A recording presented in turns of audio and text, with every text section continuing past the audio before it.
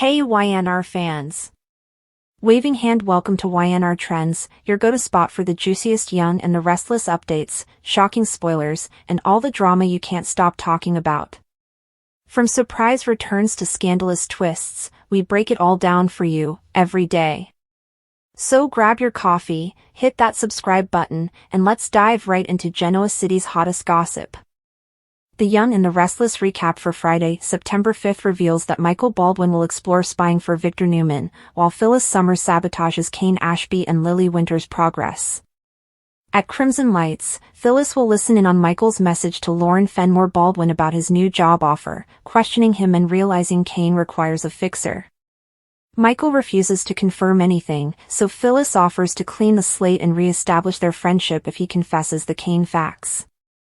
Michael will be outraged, but Phyllis will eventually convince him to accept Kane's job offer. In the park, Lily will confess to Kane that she saw a glimpse of the man she used to love in the film he created. However, Lily insists that it will take much more than that for her to trust Kane again. Although Lily will question that Kane abandoned his intentions and transformed overnight, he will attempt to persuade her that he has moved on from his agenda. If this is the case, Lily will press Kane to be honest with her and divulge what he was intending previously. When Phyllis appears, she will contradict Kane, claiming that his intentions are only on hold. Lily would become frustrated and walk away, prompting Kane to chastise Phyllis for leading Lily to believe he was lying. Phyllis will act like Kane needs to let his dream go when it comes to reconnecting with Lily, but he'll warn her to never discuss his private life with him ever again. Victor will provide Nick Newman, Adam Newman, and Victoria Newman with updates on Kane's AI program as well as the scam information he is using as leverage. Victor will make it apparent that he intends to score this AI program, thus Victoria and Nick will be concerned that he will abuse it. Adam will act as if the most important thing is not to get caught, and he will basically support whatever Victor wants. On Friday's episode of YNR, Nick and Victoria will join Adam at Newman Media. That will spark a discussion about Kane potentially already having the AI software in the Newman system. Victoria will press Nick to extract information from Phyllis because it is thought that Kane is using her hacker abilities. Nick will be hesitant when he is pressured to become Phyllis's confidant again. Back in Victor's office, Michael will inform him of Kane's offer and admit to missing their friendship. Victor will argue with Michael before eventually convincing him to work for Kane. Michael will discover he is really working for Victor, and that is his penance for regaining their friendship. Victor will call Michael out, assuming he came there expecting this agreement. An excited Billy talked to Jack on the phone about the Abbott Communications launch. Billy promised his big brother more than a return on his financial investment. Jack thanked Billy for including Jabot items in the goodie bag. Sally entered and drew her attention to Billy after sending a text about the party. She told him that despite a few minor issues, the party is all set. Billy told Sally there was nothing to worry about as she'd worked so hard at the party. Billy handed Sally a copy of the Genoa City Chronicle that he had done up. Sally was unfamiliar with it. Billy said Sally should know about it. A story in the Chronicle raved about Abbott Communications. Billy complimented Sally on her redecorating skills that she used on his home. He said a friend of Johnny's raved about the place, too. Billy said something was missing. He showed Sally the newspaper again and asked her to turn to the society section. Sally read, Media tycoon Sally Spectra, head of Abbott Communications, is reportedly moving in with Chancellor Industries CEO Billy Abbott in the coming days. The item went on to say that Billy adores Sally. Billy said he could confirm that Mr. Abbott does indeed adore Sally Spectra. He asked her if she wanted to move in together. Sally asked Billy if he were serious. He quipped, yeah, because it's been reported on. It's definitely what I want, Billy said. Sally recalled that when they came together, it was when they'd been hurt. Sally said that the last few times she moved in with someone that it didn't end well. Billy said those other times had nothing to do with Sally. Billy said he missed Sally when she wasn't there. Sally said she loved being there with him, but she didn't want to get in the way of the kids. Billy said he wanted to talk to Sally first, but his kids adore her. Sally said adoring her and having Sally live with their father was different. Sally said she was surprised by Billy's suggestion and that he put it in a fake newspaper. Billy said they could wait till after the launch. Sally and Billy moved to the bedroom and began undressing as they continued to kiss. They continued to make out with the sheets wrapped around them. After lovemaking, Sally said she'd outdone herself. Billy said she sure had. Sally clarified she meant with the redecorating. Sally wondered if living together and sharing work was the best idea. What if they had conflicts over Abbott Communications or Chancellor Industries? Sally said she was scared. Billy confessed to being scared too. He said he wanted to take the risk because he cared about Sally. Billy said that they get stronger by the day, and that Sally moving in is where things change for the better. Sally said her first business with the new decor would be to frame the newspaper he got her. Billy asked if that meant she was accepting his invitation to move in. Sally said it was. She was sure. Claire and Holden walked into society and sat at the bar. Claire ordered 2 Vespers. She told Holden she didn't want to be a bad influence on him. Holden said he was fine. Claire said she was up for 4 drinks. She told him she just wanted to let loose. "What's to stop me?" Claire asked. Holden urged Claire not to inhale her Vesper. "I don't want you overdoing it," he said. Claire said she didn't need a protector or a babysitter. He promised not to mess with her vibe. Holden said he was her friend. Claire didn't want anyone telling her how to feel. Holden gently probed that something was upsetting Claire. Claire said, "Let's talk about you and Audra in Los Angeles." She wanted to know what truly happened. Nate responded by saying that he wasn't expecting that question. Claire said she could read people, and she sensed there was more to Audra and Holden's past. He said they saw each other in Los Angeles. She asked what he learned about her. Claire wanted to know what she was dealing with in terms of Audra. Claire confessed that Kyle shared with her what happened in France with him and Audra, and about Victor's scheme. Claire said Audra got caught, so she's angry and vengeful.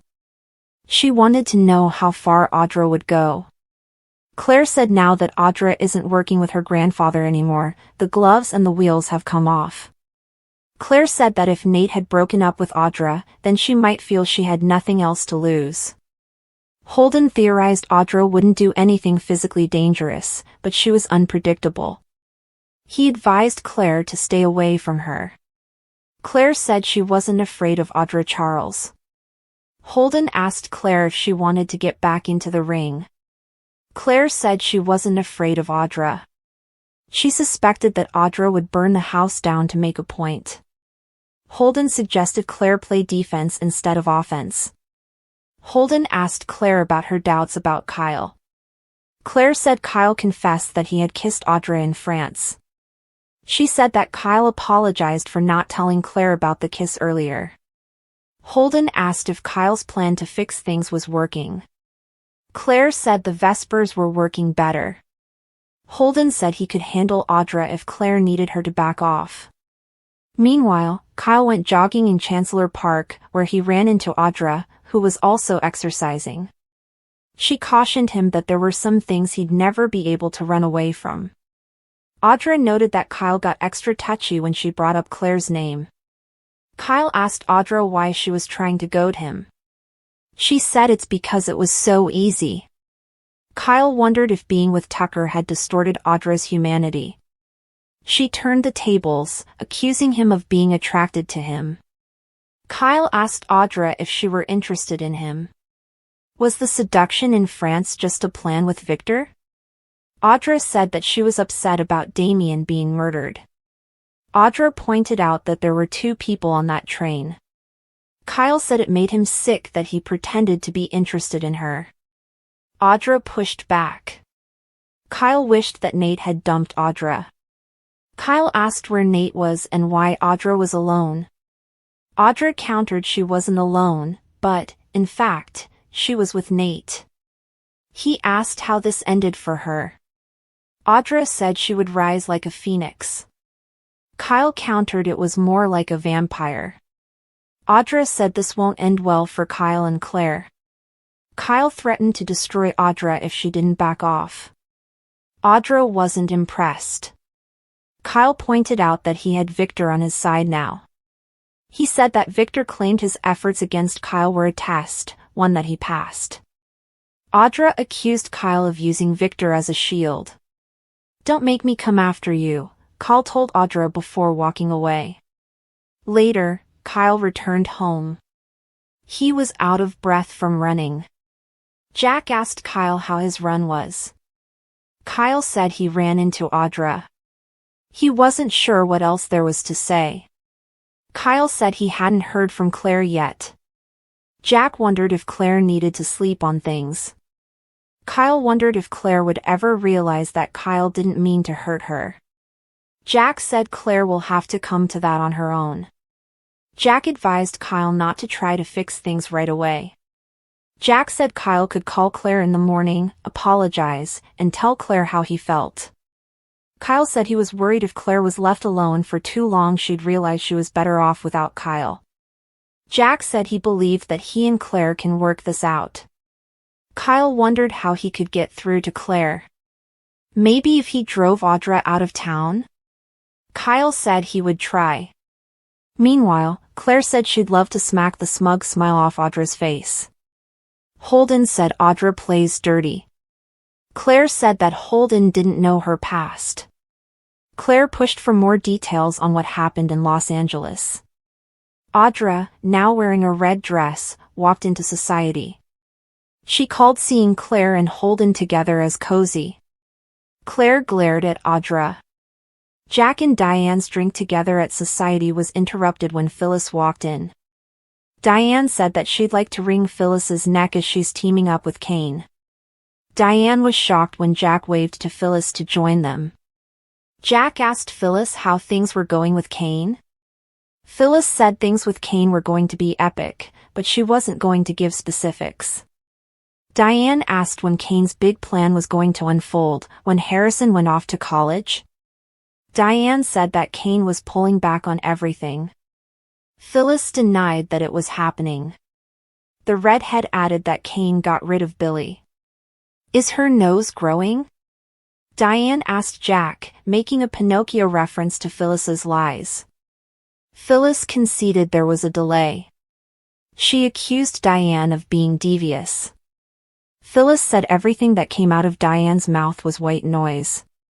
Diane wanted to know why Kane was delaying his big plan. Phyllis said it was because Charlie and Maddie were hurt by the reveal that he was Dumas. Phyllis told Jack things would be on hold for as long as Kane wants. Phyllis said she wasn't going to let Diane affect her. She wished Jack and Diane a great evening and walked off. Jack asked Diane to work harder at not letting Phyllis push her buttons. Jack said something feels off about all of this. Jack and Diane fleshed out different theories as to why Kane may have told Phyllis he was backing off. Amanda ran into Jack and Diane as they were on their way out. Amanda lamented that Kane's party ended tragically, but that was all in the past now. Jack advised Amanda to give Kane a message. If Kane tries to pull any funny business with Jabot, he'll make sure both Kane and Amanda rue the day they came back to Genoa City. Phyllis grilled Amanda on Kane's plans. She wondered if Kane could execute his plan and fix his relationship with his kids at the same time. Phyllis said she didn't need specifics on Kane's plan, but she wanted broad strokes. Phyllis accused her pal of lying. She added that she has already put her blood, sweat, and tears into this company and that she deserved better. Phyllis shared her idea with Amanda that she step in and she'd be the bad guy while Kane worked on his relationship with his kids. Amanda was hesitant. Phyllis begged her pal to tell her what the plan was. Victor welcomed Kane to his ranch. Kane said it was best to let Victor know as soon as possible that he was turning down his request that they team up to take Jabot from the Abbotts. Kane claimed that a lot of things have changed with him over the last few days. He said Maddie and Charlie didn't take the news of him being Dumas too well. Victor said he understood Kane's devotion to his family. He, too, has changed his plans because of his family. Victor, however, noted he wasn't requesting Kane go up against Jack, he was ordering him to. Victor threatened to reveal that Madame de Leon signed over her assets to Colin. Kane said he'd have to take his chances if Victor were to leverage Newman Media against him. Victor wondered why Kane was going to throw away what he'd built up. He asked what Kane's kids would feel about Kane and Colin's legacies when the truth comes out. Kane countered that his kids would recognize a smear campaign when they saw one. Victor said he was reasonable. He could wait until Kane straightened out his relationship with his kids before they moved with the takeover of Jabot Cosmetics. Kane asked why Victor needed him to take Jabot in the first place.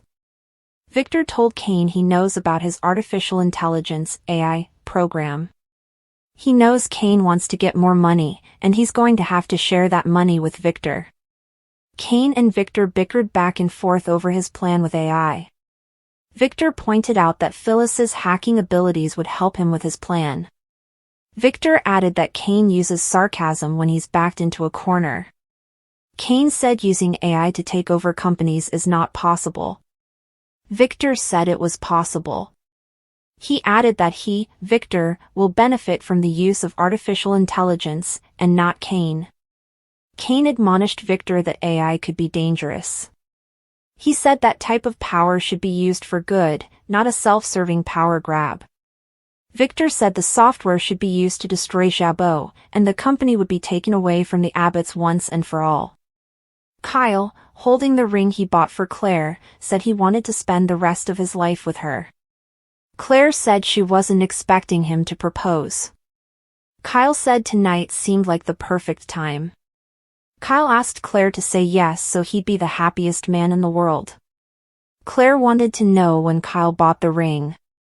She accused him of trying to fix what he did, regarding their fight over Audra.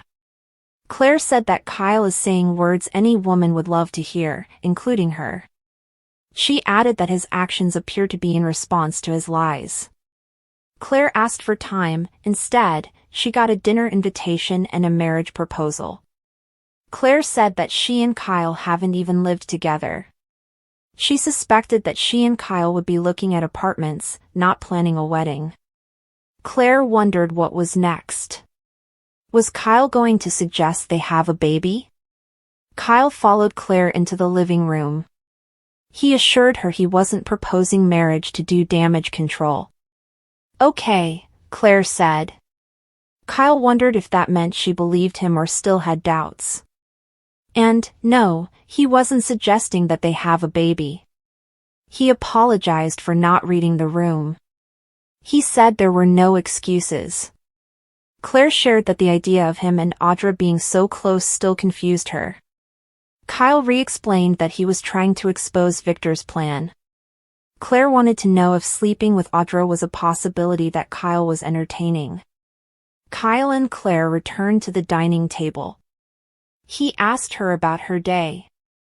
She said she was promoted to a spot at Newman Publishing. Claire talked fondly about her dad. She suggested that they call it a night. Kyle said. Claire asked Kyle to give her compliments on the dinner to Mrs. Martinez. He followed her out to the living room and asked if they could talk in the future. Claire said yes, but she needed more time. He went to miss her, but she turned away. Jack and Diane returned home to a despondent Kyle. Diane figured out quickly that things didn't go well. Kyle said they warned him about not pushing too fast, too soon. Kyle told his parents that Claire said she'd think about it, not that she said no. Jack said that wasn't a bad result. Diane urged Kyle to give Claire some space. Jack suggested that Claire would come around. Meanwhile, Claire showed up at Crimson Lights and ordered a drink from Esther. She recommended decaf, but Claire was up for some caffeine. Holden called out from a table, noting that Esther had also urged him to avoid espresso. He asked how Claire was. Holden offered an ear to Claire. Esther told Claire her drink was ready. Claire said she wasn't up for caffeine. Claire suggested to Nathan that she get drunk, and she asked him to join her.